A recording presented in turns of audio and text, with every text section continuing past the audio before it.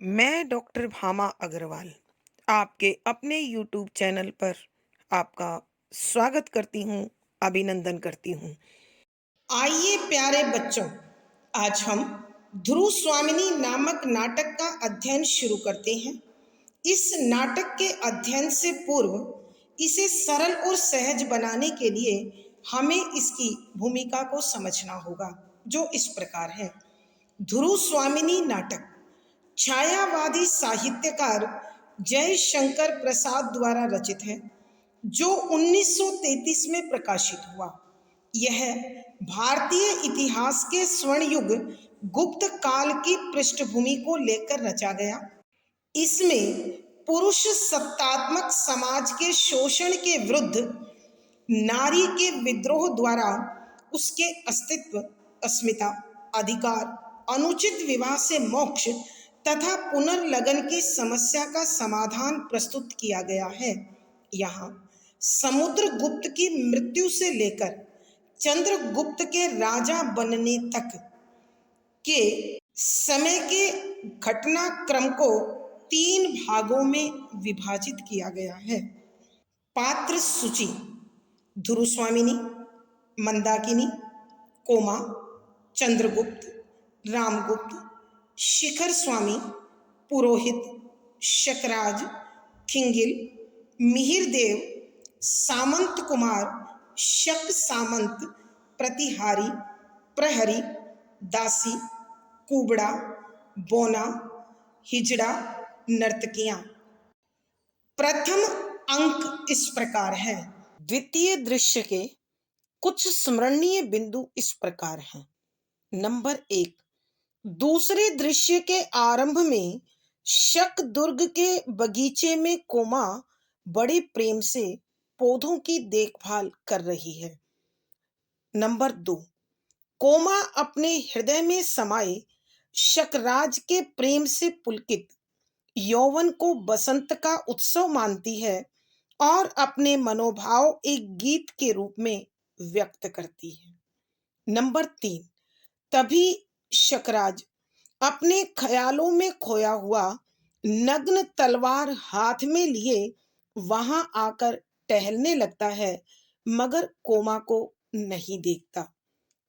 Number 4, Shakraj के टहलने की आहट से कोमा को उसके आने का पता चलता है। नंबर 5, जहां कोमा शकराज से अनन्य प्रेम करती है, वहां शकराज उसे विलास की सहचरी मानता है और वाग्दत्ता कहकर फुसलाई रखता है। नंबर 6, शकराज खिंगिल के न आने से चिंतित है, अतः कोमा से मदिरा मांगता है। नंबर 7, तभी खिंगिल आकर रामगुप्त द्वारा शर्तों के मानने की सूचना देता है। नंबर 8, शर्तों की स्वीकृति से प्रसन्न शकराज शक सामंतों के साथ अत्यधिक मदिरा और नृत्य के साथ विजय उत्सव मनाता है। नंबर 9, रात्रि बढ़ने के साथ साथ ध्रुव स्वामिनी के लिए शकराज की बेचैनी बढ़ने लगती है। नंबर 10, तभी खिंगिल दुर्ग तोरण में शिविकाएं अर्थात पालकियां आने की सूचना देता है। नंबर 11, खिंगिल शकराज से ध्रुव स्वामिनी की एकांत में मिलने की इच्छा के विषय में बताता है। नंबर 12, शकराज ध्रुव स्वामिनी का मजाक उड़ाते हुए उसकी इच्छा स्वीकार कर एकांत में मिलने को राजी हो जाता है। नंबर 13, कोमा शकराज को समझाते हुए कहती है कि आज तुम एक स्त्री को अपने पति से विच्छिन्न कराकर अपने गर्व की तृप्ति के लिए कैसा अनर्थ कर रहे हो और नाराज होती है। नंबर 14, शकराज इस दुष्कर्म को राजनीतिक प्रतिशोध कहकर टालता है। नंबर 15, शकराज कोमा के इस वार्ता के समय आचार्य मिहिरदेव आ जाते हैं और वह इस दुष्कर्म को अनुचित ठहराते हैं। नंबर 16, कामुक शकराज उनकी अवहेलना करता है तो वो जाने लगते हैं। नंबर 17, उसी समय आकाश में विचरते नील लोहित धूमकेतु को देखकर अमंगल की सूचना देते हैं। नंबर 18, ध्रुव स्वामिनी के वेश में चंद्रगुप्त और ध्रुव स्वामिनी शकराज के समक्ष असली ध्रुव स्वामिनी होने का नकली दावा कर उसे भ्रमित करते हैं। नंबर 19, तभी चंद्रगुप्त असली वेश में आकर शकराज को द्वंद्व युद्ध के लिए ललकारता है। नंबर 20, शकराज मारा जाता है तभी मगध सामंत किले पर अधिकार कर लेते हैं। नंबर 21, सभी ध्रुव स्वामिनी की जय हो के नारों के साथ दुर्ग में प्रवेश करते हैं और पर्दा गिरता है। आइए प्यारे बच्चों, अब हम इस दूसरे अंक के पदों की व्याख्या के द्वारा इसकी विषय वस्तु को समझने की कोशिश करते हैं। पद संख्या 53, शकराज धूमकेतु की ओर देखकर भयभीत सा, ओह भयानक, व्यग्र भाव से ठहरने लगता है। चंद्रगुप्त शकराज की पीठ पर हाथ रखकर, सुनिए ध्रुव स्वामिनी। चंद्रगुप्त, इस धमकी से तो कोई लाभ नहीं। ध्रुव स्वामिनी, तो फिर मेरा और तुम्हारा जीवन मरण साथ ही होगा। चंद्रगुप्त, तो डरता कौन है? दोनों शीघ्रता से कटार निकालते हैं। प्रसंग प्रस्तुत पंक्तियां छायावादी साहित्यकार श्री जयशंकर प्रसाद जी द्वारा रचित ध्रुव स्वामिनी नामक नाटक के दूसरे अंक से ली गई है। संदर्भ, यहाँ नाटककार श्री जयशंकर प्रसाद जी ने ऐतिहासिक पृष्ठभूमि को आधार बनाकर कल्पना मिश्रित एक ऐसा ताना बाना बुना है जिसमें नारी अस्तित्व, अस्मिता, अधिकार व पुनर्लगन की समस्या का समाधान प्रस्तुत किया गया है। यहाँ उस घटना का वर्णन है जब शकराज के कक्ष में ध्रुव स्वामिनी के वेश में चंद्रगुप्त और ध्रुव स्वामिनी दोनों मौजूद हैं और दोनों आपसी बातचीत के नाटक से शकराज को भ्रमित कर देना चाहते हैं, उसे भटका लेना चाहते हैं और उसकी उलझन का लाभ उठाकर उसको उसके किए का दंड देना चाहते हैं। यहाँ नाटककार ने उसी घटना क्रम को उजागर किया है। व्याख्या, शब्दों के अर्थ साथ साथ। शकराज धूमकेतु की ओर देखकर भयभीत सा, ओह भयानक, व्यग्र भाव से टहलने लगता है कि जब ध्रुव स्वामिनी क्रोध से भरकर चंद्रगुप्त को कहती है कि तुम धूमकेतु की भांति विनाशक बनकर मेरे जीवन रूपी आकाश में विचरना घूमना बंद कर दो, तो अचानक शकराज का ध्यान आकाश में विचरते धूमकेतु की ओर चला जाता है और वह उस उछल तारे को देखकर बहुत अधिक डर जाता है, भयभीत हो जाता है, कांपने लगता है। ओह भयानक, कि कितना डरावना है। और बड़ी बेचैनी के साथ वह इधर उधर टहलने लगता है, व्यग्र भाव, बेचैनी के साथ, कि बड़ी बेचैनी के साथ, व्याकुलता के साथ, आकुलता के साथ अपने कक्ष में इधर उधर घूमने लगता है। तब चंद्रगुप्त मौके का लाभ उठाकर, उस मौके की नजाकत को समझते हुए शकराज की पीठ पर हाथ रखकर कहता है, सुनिए। तब ध्रुव स्वामिनी चंद्रगुप्त को रोकते हुए कहती है, चंद्रे ऐसा मत करो। फिर चंद्रगुप्त ध्रुव स्वामिनी को जवाब देते हुए कहता है, इस धमकी का कोई फायदा नहीं होगा। मैं ध्रुव स्वामिनी हूं और मैं ही शकराज की जीवन संगिनी बनूंगी, महारानी बनूंगी। ध्रुव स्वामिनी, तो फिर मेरा और तुम्हारा जीवन मरण साथ ही होगा, कि अगर तुम नहीं मानते तो मैं तुम्हें अकेले मरने नहीं दूंगी, मैं भी तुम्हारे साथ मरूंगी। यदि मैं जिंदा रही तो तुम्हारे साथ, और यदि मृत्यु भी मेरी हुई तो वो भी तुम्हारे साथ ही होगी। फिर चंद्रगुप्त कहता है, तो डरता कौन है? आओ हम साथ साथ जिएंगे और साथ साथ मरेंगे। दोनों ही बड़ी तेजी के साथ अपने उत्तरीय में छिपी हुई कटार निकाल लेते हैं और आपस में झगड़े को उद्यत होते हैं। आइए प्यारे बच्चों एक बार फिर इस पद की व्याख्या करते हैं। जब शकराज ध्रुव स्वामिनी के मुख से धूमकेतु शब्द सुनता है तो अचानक उसका ध्यान वापस धूमकेतु की ओर चला जाता है और वह उसे देखकर अत्यंत भयभीत हो जाता है, डर जाता है, कांपने लगता है और कहने लगता है, ओहो कितना डरावना है यह धूमकेतु। और बड़े बेचैनी के साथ, व्याकुलता के साथ, आकुलता के साथ उस कक्ष में टहलने लगता है। इस मौके की नजाकत का लाभ उठाकर चंद्रगुप्त शकराज की पीठ पर हाथ रखकर कहता है, सुनिए। तब ध्रुव स्वामिनी महसूस करती है कि कहीं पलटकर शकराज उस पर वार न कर दे, तो वह क्रोध में आकर कहती है, चंद्रे। तब चंद्रगुप्त ध्रुव स्वामिनी से कहता है, इस धमकी से मैं डरने वाला नहीं, इस धमकी का मुझ पर कोई प्रभाव नहीं होगा, तुम्हारे धमकाने का कोई लाभ नहीं। तब ध्रुव स्वामिनी कहने लगी कि यदि तुम नहीं मानते हो तो मेरा और तुम्हारा जीना मरना साथ साथ है, अर्थात हम जिंदा रहेंगे तो साथ और मृत्यु का वर्ण करेंगे तो भी साथ। तो चंद्रगुप्त कहने लगा, तो फिर डरता कौन है? तब चंद्रगुप्त कहता है, फिर डर किस बात का है? आओ हम अभी फैसला कर लेते हैं। और दोनों ही जल्दी से अपने उत्तरीय में छिपी हुई कटार निकालते हैं और आपस में लड़ने को उद्यत दिखाई देते हैं, लड़ने को तैयार दिखाई देते हैं।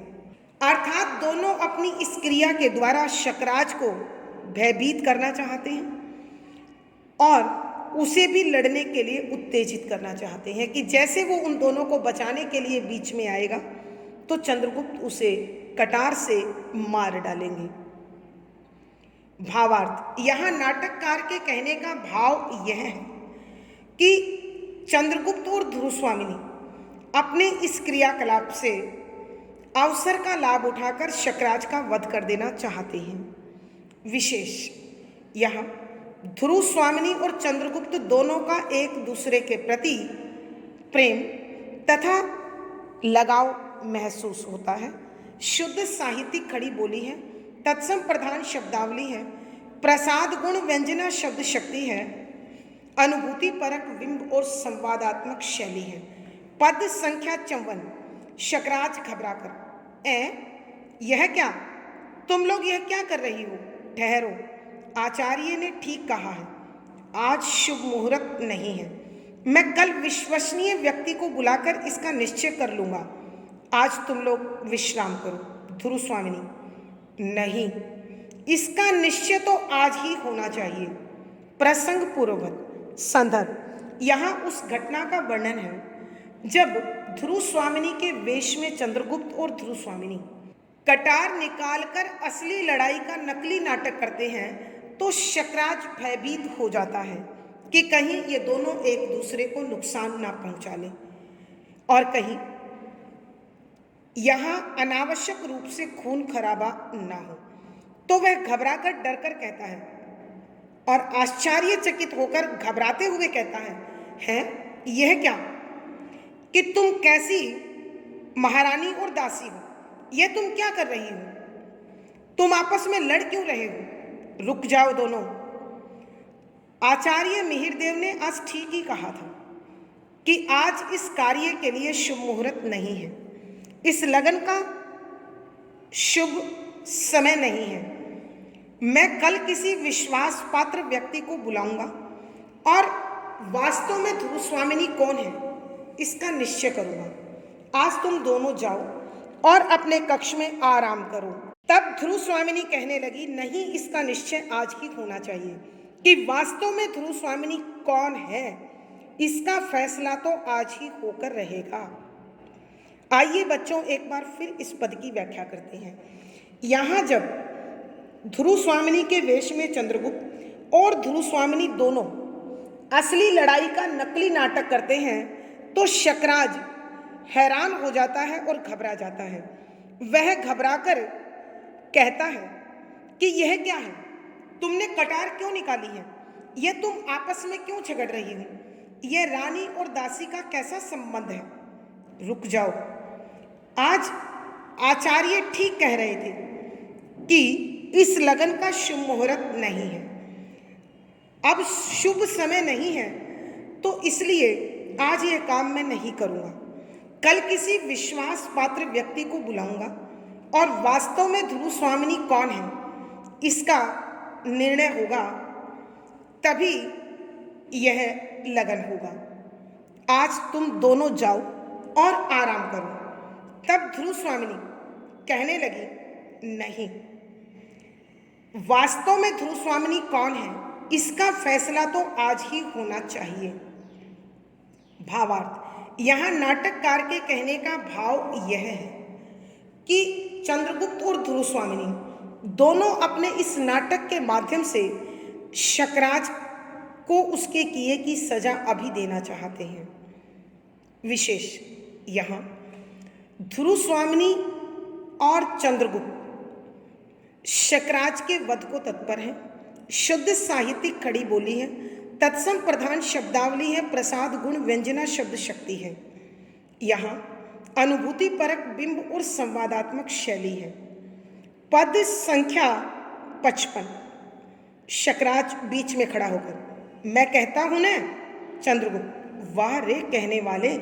ध्रुव स्वामिनी मानो चंद्रगुप्त के आक्रमण से भयभीत होकर पीछे हटती है और तूर्य नाद करती है। शकराज आश्चर्य से उसे सुनता हुआ सहसा घूमकर चंद्रगुप्त का हाथ पकड़ लेता है। ध्रुव स्वामिनी झटके से चंद्रगुप्त का उत्तरीय खींच लेती है और चंद्रगुप्त हाथ छुड़ाकर शकराज को घेर लेता है। शकराज चकित सा, यह तुम कौन प्रवंचक। प्रसंग पूर्वक संदर्भ, यहाँ नाटककार ने उस घटना का उल्लेख किया है जिसमें ध्रुव स्वामिनी के वेश में चंद्रगुप्त और ध्रुव स्वामिनी असली लड़ाई का नकली नाटक कर चंद्रगुप्त को भ्रमित करना चाहते हैं, असमंजस में डालना चाहते हैं, और वो दोनों कटार निकालकर आपस में झगड़े का दिखावा करते हैं। तो उन दोनों को आपस में खून खराबे से और मारने से बचाने के लिए शकराज उन दोनों के बीच आकर खड़ा हो जाता है और कहने लगता है कि व्याख्या, शब्दों के अर्थ साथ साथ। यहाँ शकराज ध्रुव स्वामिनी के वेश में चंद्रगुप्त और ध्रुव स्वामिनी को आपस में कटार से लड़ता हुआ देखकर उन दोनों के बीच में आकर खड़ा होता है और उन्हें डपट कर कहता है, मैं कहता हूं ना, ठहरो दोनों, इस प्रकार लड़ना बंद करो। फिर चंद्रगुप्त व्यंग से कहता है, वाह रे कहने वाले, कि तुम कहोगे और हम सुन लोगे, कि तुम हमें रोकोगे और हम रुक जाएंगे। ऐसा तुमने कैसे सोच लिया। ध्रुव स्वामिनी मानो चंद्रगुप्त के आक्रमण से भयभीत होकर पीछे हटती है कि जब चंद्रगुप्त इस प्रकार शकराज पर आक्रमण करता है तो वह कुछ डरकर पीछे हट जाती है कि कहीं ऐसा ना हो मेरे बीच में आने से चंद्रगुप्त पूरी वीरता के साथ शकराज पर आक्रमण ना कर पाए। और वह तूर्य नाद करती है और वह ऊंची आवाज करती है, तोरण की ध्वनि करती है, ताकि बाहर जो सामंत छिपे हुए हैं वो भी शक सामंतों और सैनिकों पर आक्रमण कर दे। शकराज आश्चर्य से उसे सुनता हुआ सहसा घूमकर चंद्रगुप्त का हाथ पकड़ लेता है कि शकराज उस आवाज को बड़ी हैरानी से सुनता है और अचानक घूमकर चंद्रगुप्त का हाथ पकड़ता है ताकि उस पर आक्रमण किया जाए। इसलिए ध्रुव स्वामिनी बड़ी तत्परता से, सचेतता से, सजगता से सावधान होकर चंद्रगुप्त द्वारा ओढ़े गए उत्तरीय को खींचकर उतार लेती है ताकि वह उसमें उलझकर कहीं घायल ना हो जाए। और चंद्रगुप्त अपना हाथ छुड़ाकर शकराज को मारने के लिए घेर लेता है, उसका वध करने के लिए तत्पर होता है। तब शकराज हैरान होकर आश्चर्यचकित होकर पूछता है, यह तुम कौन प्रवंचक, कि यह तुम धोखेबाज कौन हो, जो ध्रुव स्वामिनी के वेश में आकर मुझे मार देना चाहते हो, मेरा वध कर देना चाहते हो। आइए प्यारे बच्चों, एक बार फिर इस पद की व्याख्या करते हैं। यहाँ जब ध्रुव स्वामिनी के वेश में चंद्रगुप्त और ध्रुव स्वामिनी दोनों कटार निकालकर लड़ाई का नकली नाटक करती हैं, तो शकराज खून खराबे से और दोनों को मरने से बचाने के लिए उनके बीच आकर खड़ा हो जाता है और उन्हें डांट कर कहता है, मैं कहता हूं ना, ठहरो, रुक जाओ। तब चंद्रगुप्त व्यंग से कहता है, वाह रे कहने वाले, जैसे तुम कहोगे और हम मान जाएंगे। तब चंद्रगुप्त शकराज पर आक्रमण करता है और ध्रुव स्वामिनी डरकर कुछ कदम पीछे हट जाती है और अपनी योजना के अनुसार तोरण पर बजने वाले तूर्य नाद की आवाज निकालती है, ताकि बाहर छिपे हुए गुप्त सामंत शक सामंतों और सैनिकों के साथ एक साथ युद्ध कर सके। जब शकराज इस आवाज को सुनता है तो वह अचानक घूमता है और चंद्रगुप्त का हाथ पकड़ लेता है। ध्रुव स्वामिनी सजगता, सचेतता और तत्परता का परिचय देते हुए चंद्रगुप्त द्वारा ओढ़े गए उत्तरीय को उतार लेती है, ताकि वह उसमें उलझकर कहीं घायल ना हो जाए। चंद्रगुप्त इस प्रकार अपना हाथ छुड़ाकर शकराज को घेर लेते हैं और आश्चर्यचकित होकर शकराज चंद्रगुप्त की ओर देखता है और पूछता है, यह तुम कौन प्रवंचक, कि यह तुम कौन हो धोखेबाज, जो मुझे इस प्रकार धोखे में लाकर मार देना चाहते हो, मेरा वध कर देना चाहते हो। अर्थात कहने का भाव यह है कि ध्रुव स्वामिनी और चंद्रगुप्त ने बड़ी सावधानी पूर्वक और समझदारी पूर्वक आचरण करते हुए आखिरकार अपने उद्देश्य की पूर्णता को प्राप्त करने का रास्ता निकाल ही लिया। भावार्थ, यहाँ नाटककार के कहने का भाव यह है कि चंद्रगुप्त और ध्रुव स्वामिनी की समझदारी से आखिरकार शकराज उनके उलझाए फेर में आ ही गया। विशेष यहाँ चंद्रगुप्त और ध्रुव स्वामिनी की समझदारी का वर्णन हुआ है। शुद्ध साहित्यिक खड़ी बोली है, तत्सम प्रधान शब्दावली, प्रसाद गुण व्यंजना शब्द शक्ति है, अनुभूति परक बिंब और संवादात्मक शैली है। पद संख्या 56। चंद्रगुप्त, मैं हूं चंद्रगुप्त, तुम्हारा काल, अकेला आया हूं तुम्हारी वीरता परीक्षा लेने, सावधान। शकराज भी कटार निकालकर युद्ध करने के लिए अग्रसर होता है।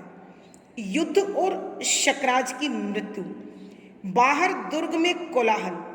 ध्रुव स्वामिनी की जय का नारा लगाते हुए रक्ताक्त कलेवर सामंत कुमारों का प्रवेश। ध्रुव स्वामिनी और चंद्रगुप्त को घेरकर संवेद स्वर से देवी ध्रुव स्वामिनी की जय। दृश्यांतर। प्रसंग पूर्वक संदर्भ, यहाँ नाटककार ने उस घटना का वर्णन किया है जिसमें ध्रुव स्वामिनी के वेश में चंद्रगुप्त और ध्रुव स्वामिनी दोनों शकराज के कक्ष में वास्तविक ध्रुव स्वामिनी होने का दावा करते हुए मिथ्या झगड़ा करते हैं और अपने उद्देश्य को पूर्ण करते हुए आखिरकार कटार निकालकर शकराज को घेर लेते हैं।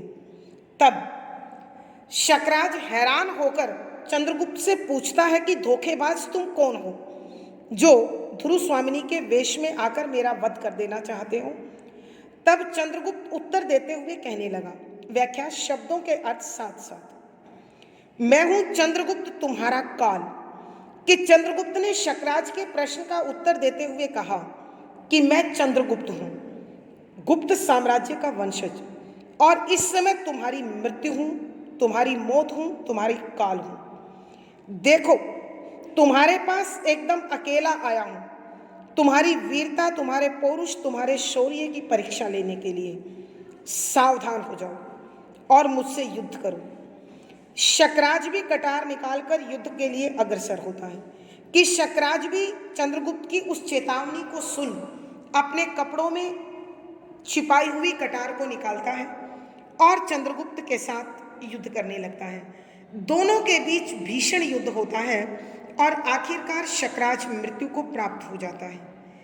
और शक दुर्ग के बाहर भी बड़ा भारी शोर है, शोर शराबा है और सब गुप्त सामंत ध्रुव स्वामिनी की जय का नारा लगा रहे हैं। उनके शरीर रक्त से भरे हुए हैं कि सामंत कुमारों ने रक्त से भरे शरीर के साथ शक दुर्ग में प्रवेश किया है और सबके सब अंदर आकर चंद्रगुप्त और ध्रुव स्वामिनी को घेर लेते हैं और देवी ध्रुव स्वामिनी की जय जयकार करने लगते हैं। आइए प्यारे बच्चों, एक बार फिर इस पद की व्याख्या करते हैं। यहाँ जब शकराज इस प्रकार अचानक अपने ऊपर हुए आक्रमण को देखकर पूछता है कि तुम धोखेबाज कौन हो, तो चंद्रगुप्त उसके प्रश्न का उत्तर देते हुए कहते हैं कि मैं हूं गुप्त कुल का वंशज चंद्रगुप्त और इस समय तुम्हारी मौत हूं, तुम्हारा काल हूं, तुम्हारी मृत्यु हूं। देखो, शक दुर्ग में अकेला आया हूं तुम्हारी वीरता, तुम्हारे पौरुष, तुम्हारे शौर्य की परीक्षा लेने के लिए। सावधान हो जाओ और मेरे साथ युद्ध करो। तब शकराज भी अपने वस्त्रों में छिपाई हुई कटार निकालते हैं और युद्ध करने को तत्पर होते हैं। दोनों के बीच भयानक युद्ध होता है और इस युद्ध में शकराज की मृत्यु होती है। शक दुर्ग के बाहर भी भारी शोर शराबा है और मगध सामंत ध्रुव स्वामिनी की जय जयकार का नारा लगाने लगते हैं। तब सभी गुप्त सामंत रक्त से भरे शरीर के साथ शक दुर्ग में प्रवेश करते हैं, अंदर आते हैं और ध्रुव स्वामिनी व चंद्रगुप्त को घेर कर एक साथ देवी ध्रुव स्वामिनी की जय हो का नारा लगाते हैं और इसी प्रकार दृश्य बदलता है और उस दृश्य का पर्दा गिर जाता है। भावार्थ, यहाँ नाटककार के कहने का भाव यह है कि ध्रुव स्वामिनी और चंद्रगुप्त ने शक दुर्ग में जाकर शकराज के किए की उसे सजा दी और उसका वध कर दिया। विशेष यहाँ पर शकराज के वध के दृश्य का वर्णन है, शुद्ध साहित्यिक खड़ी बोली है, तत्सम प्रधान शब्दावली है, वीर रस ओज गुण है, संवादात्मक शैली और अनुभूति परक बिंब है। इस पद के साथ ही ध्रुव स्वामिनी नाटक का दूसरा अंक अब समाप्त होता है। आज की कक्षा बच्चों इतनी ही। अगली कक्षा में फिर मुलाकात होगी। पिछली वीडियो का लिंक डिस्क्रिप्शन बॉक्स में मिल जाएगा। आशा है पढ़ा गया विषय आपको समझ में आया होगा और पढ़ने में मज़ा भी आया होगा। अपने भाव व विचार कमेंट बॉक्स में लिखें।